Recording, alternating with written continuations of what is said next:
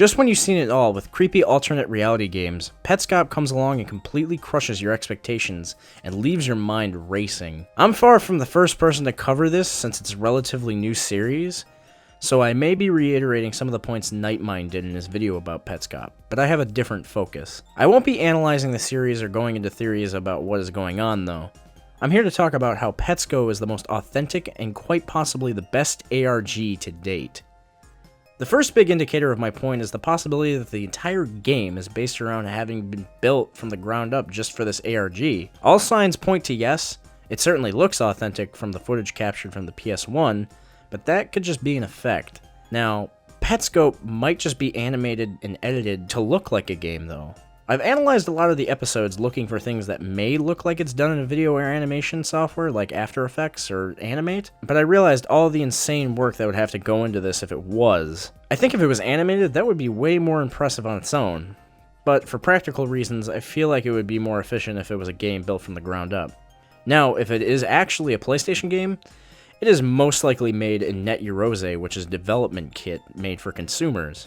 I'm pretty sure that I've seen other 3D assets in other NetYurose games, like the Windmill, but I'm not sure though. I'm sure there is proof I'm missing blindly though.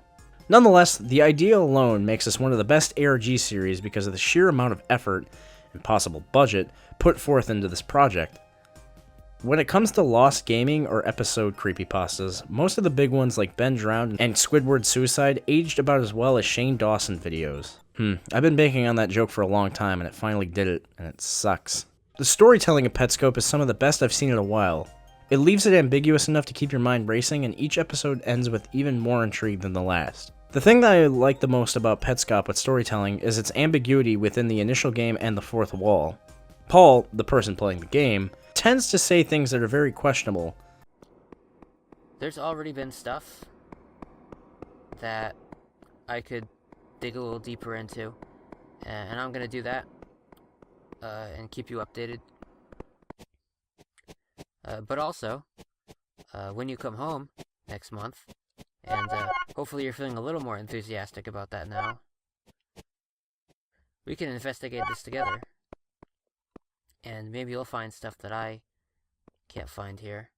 In fact, the more you think about it, usually in these creepypastas, we find a personal monologue about the main character within this. In this, we don't even know if the character's name is actually Paul. I can see people seeing this as a flaw, however, but I think this makes the storytelling within it more appropriate due to how ambiguous everything is. In reality, it seems like Paul is actually presenting this to a single person or a set of people rather than just YouTube. What also makes this really cool is the fact that we might get a ROM or ISO of this soon, meaning that this is going to be completely interactive. If that's going to happen, I can't wait for it. I feel that Petscop is going to be one of those series that will become very popular based on how built from the ground up it is. There is no contextual basis needed for this, unlike stories like Ben Drowned or Squidward Suicide. Hell, it's even been covered by mainstream media outlets already. It's only in its 9th episode as I write this, so we have a lot to go with the story so far.